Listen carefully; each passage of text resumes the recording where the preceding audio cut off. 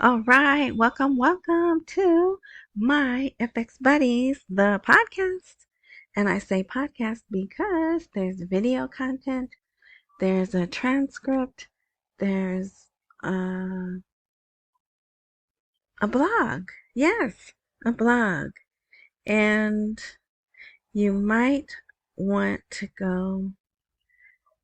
Well, I have an article that's could be viewed as negative. Okay? And you may want to go read it for yourself, but we'll get into that.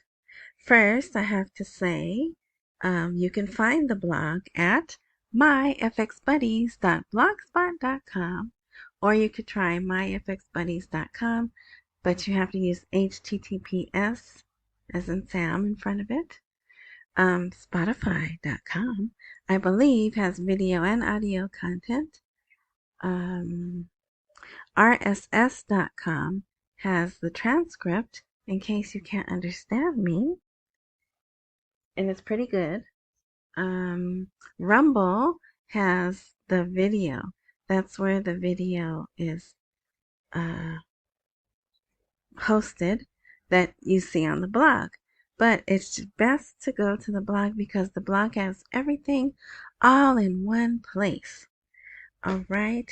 And thank you for the early birthday wishes and happy birthday to those of you who have a birthday coming in the next couple of days as well. Okay. And Apple Podcasts, I should be there again. Also under my FX Buddies. Everything that I post, I always post under my FX Buddies. And I believe that's it. Oh, YouTube, if you're listening to this on YouTube, because that's all you're doing is listening, because what appears to be a video is not a video. If you notice, it's a static image. That image never changes. So you would need to go to the blog. So look below the box that appears to be a video, click the more word, the word more. Another box opens with the link to the blog. All right. So it is Thursday, August 29th, 2024. Let's see. This is early enough in the day where it should post as that also. So we'll just get right into it. Sudani's trusted advisor, okay? That's why I don't like seeing this. It's Mohammed Salih. He came out and he said he rules out removing the 3 zeros from the currency. So let's just get into it. So that's the short title because remember some sites want short titles, right? So I have to change it to fit the number of characters. So here's the entire title, which gives a little bit of hope. 2 conditions to achieve it. Al-Sudani's advisor rules out removing 3 zeros from the currency. So here he is, Prime Minister Financial Advisor Mohammed Salih ruled out the government removing 3 zeros from the Iraqi currency at present, noting that achieving this requires 2 basic conditions. So you should go there, you should read this. It's still not a lot, so don't even go there. But yeah, okay. So it's on the news, it reported to the news. He rules out the possibility of the government removing zeros at present, indicating that removing 3 zeros from the currency has nothing to do with the value of the currency. So that's good to hear. It has nothing to do with the value of the currency, but rather with improving cash payment systems. I don't quite understand that.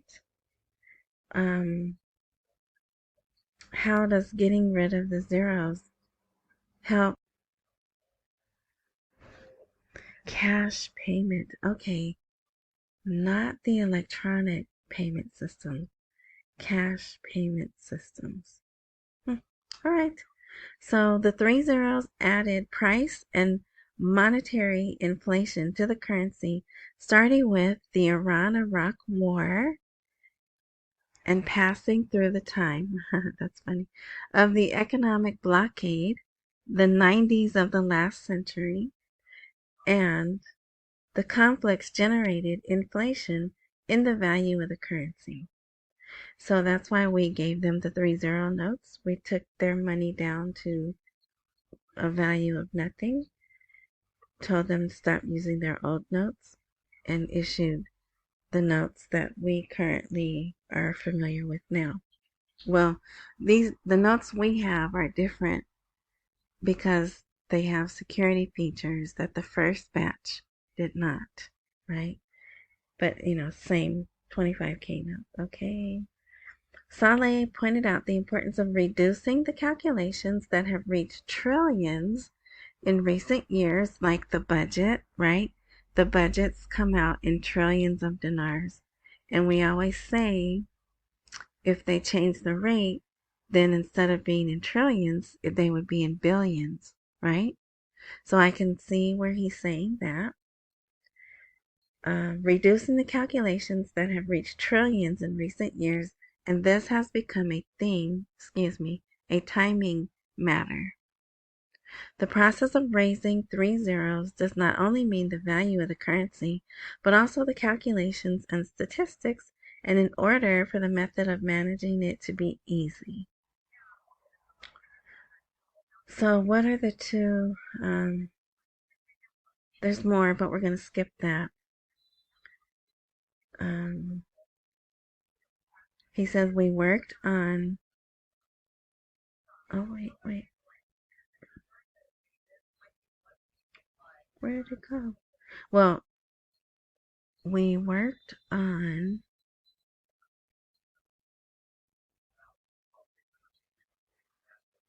the project to remove the 3 zeros between 2011 and 2012, but there was a delay in the matter because it requires a change in the amounts of the Republic of Iraq and statistics, and requires cooperation between monetary policy and all government policies.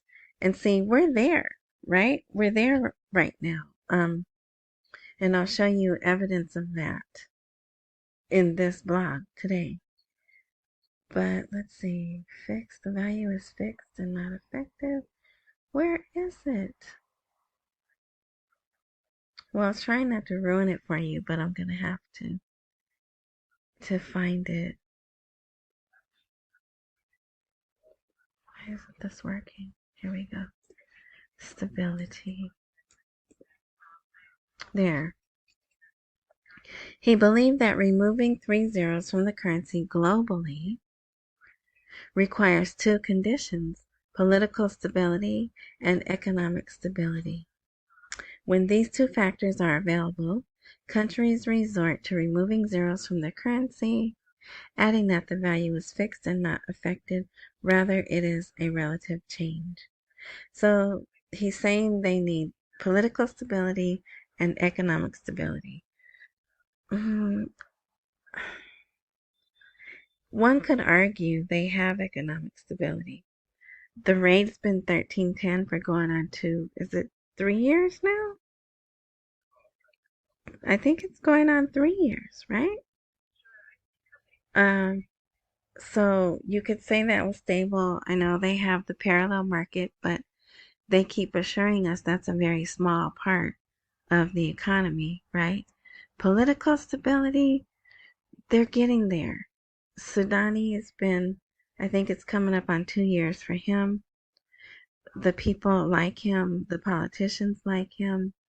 He's making lots of changes. So I don't know, but also here, this is the last sentence. It is noteworthy that a number of economists and experts recently called for deleting 3 zeros from the Iraqi currency, considering that this would reduce monetary inflation in Iraq and strengthen the dinar currency, which is what we want. And you would think they want that too, right? So some people will say this is classic. You know how they did Kuwait. Kuwait said, oh, we're not going to change the value of our currency. And then the next day they revalued.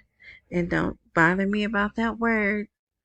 Revalued, reissued, redenominated, reinstated, whatever. I don't care. Don't bother me about that word.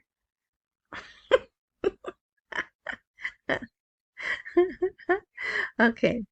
So, all right. So here, Rafadan announces the implementation of the comprehensive banking system in 3 new branches. So here they have 40, but I'm thinking this should be 42 because the last article I remember reading, they had implemented the system at an airport and some more branches, and they said 39. So 39 plus 3 in my book is 42. But anyway, so, and it has the same thing, the digital transformation plan and adoption of the comprehensive banking system are proceeding according to the set timetables to include all bank branches and the new system to get them off of paper transactions and full, total, complete electronic systems. So now this I find very interesting. Industrial Bank warns citizens against carrying amounts exceeding the permitted limit. The Industrial Bank warned citizens on Thursday against carrying amounts exceeding the permitted limit. The bank's media office said in a statement received by the news, citizens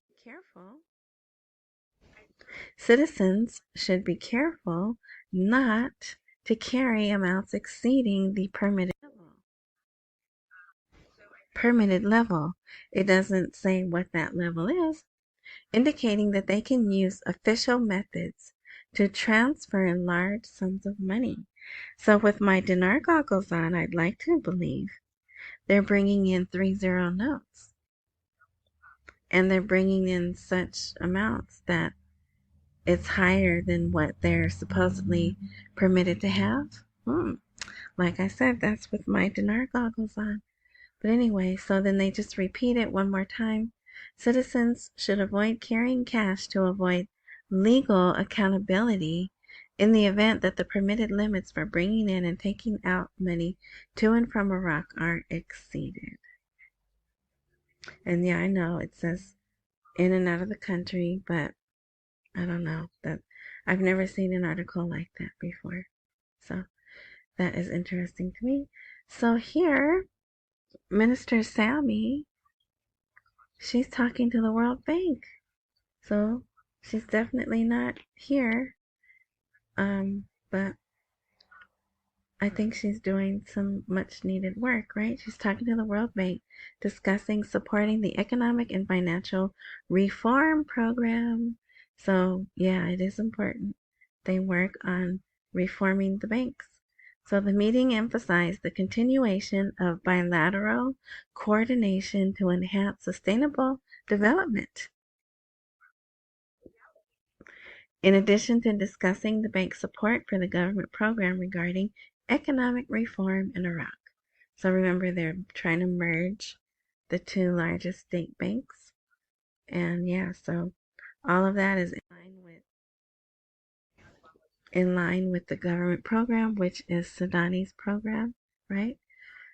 So yeah, so while she's doing that, look at this. Central Bank of Iraq on unannounced visit to America. And I'm like, how can they say it was unannounced? We knew he was coming. It was clearly announced. But I don't know. But maybe that's why we're not seeing articles about what they're doing, right? So an informed source, so it's even reading like they've leaked it out, right? Revealed on Thursday that the Central Bank of Iraq is currently making an unannounced visit to the U.S. of A. to discuss developments in the Iraqi banking sector.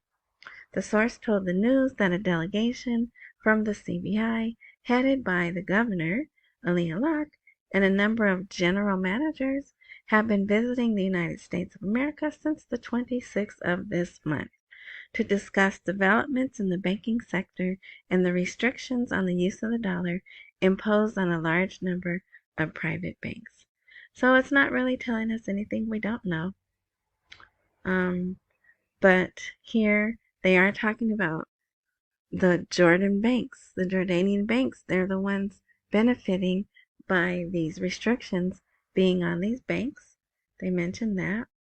Also, they mentioned the deal signing the contract with Oliver Wyman. Now, this is new. They want to sign a deal for them to consult on the Iraqi Development Road Project. So that road project is really big. I think they intend to be building it until 2027. So if they, well, I believe those people did get that contract. What's their Wyman something? Oliver Wyman. Ooh, big money, money, big money, money, money, right?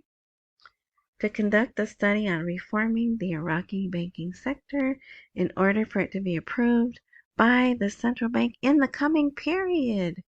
Yay! And to be considered a roadmap for reforming the private banking sector. So it's still mostly blah, blah, blah, but at least they're acknowledging that he's still here and they're still talking, right? So I thought this was interesting. Parliamentary Committee, we intend to amend 10 economic laws to facilitate trade and customs procedures. So if you listen to me, you know I always say it's not just about the rate. We need to change for the businesses. There's laws that they want on the books that protect foreign and domestic investors. So they don't say which 10 laws. It just says there was an intensive workshop with Businessmen's Union and Iraqi Businessmen's Council, and they started saying, hey, what about those laws you promised us? And they said, yeah, we're working on them. So, okay, this is a good article here. It's one of those articles that I is consumer, nope, citizen education, kind of like a macroeconomics summary. Here's the title: Common Phenomena in Developing Economies. So he's talking about the issues that developing countries have and compares Iraq. In order to understand the reality of our Iraqi economy, we must look at the experiences of success and failure in economies close to or similar. So yeah, you can read that if you like. Billion-dollar ambition. Iraq provides facilities to Egyptian companies and a delegation from them to visit Baghdad next month. So if you didn't know, Sudani went to Egypt for a day. Egypt. Then he went to Tunisia. And of course, you know, they talked all about all the deals here. They're going to talked about getting a piece of that development road project, pharmaceutical, hospitals, infrastructure, just everything, right? And anything you can think of, they're opening to Egypt and Tunisia. So this is quite lengthy. If you want to read it, it's on the blog for free. You don't have to sign up for anything, right? Now, remember, I'm an amateur and I don't have boots on the ground. I don't have contacts. I'm strictly articles that come from Iraq. I don't write these articles. They are straight out of Iraqi news. Okay, just my little disclaimer there. Iraq spends half of its budget on imports, and these countries are at the forefront of suppliers. And who are they? Jordan, Turkey, Iran, Saudi Arabia, the Emiratis, China, India, Japan, Brazil, the good old US of A, and a number of European countries. All right, and this is good. Ports and financial control discuss ending the file of final accounts for previous years. So as long as I've been in this, there's a group of people who always believed they couldn't change the value until all the final years accounting was done. So here's another. This is ports and what? Ports and ports and financial control. And there's a little sentence in here that says they addressed all the questions the auditors had, and they provided accurate answers also. So here, parliamentary finance, the path of development will achieve a shift in the course of trade exchange between Iraq and the world. Yes, that's what we want, but when will it happen? Who knows, right? And this is Atwana Twani.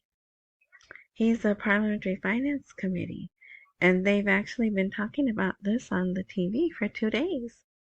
He's been interviewed, they've been showing the ports and the route of the development path and all this stuff that I could give a rip about, but I know some people do, and it is important. So now this, I think, well, there's 1 or 2 more. We're almost done. And look at that, we're at 20 minutes. Yeah, so they've run this article again. What are the challenges of selling Iraqi oil in petrodinars?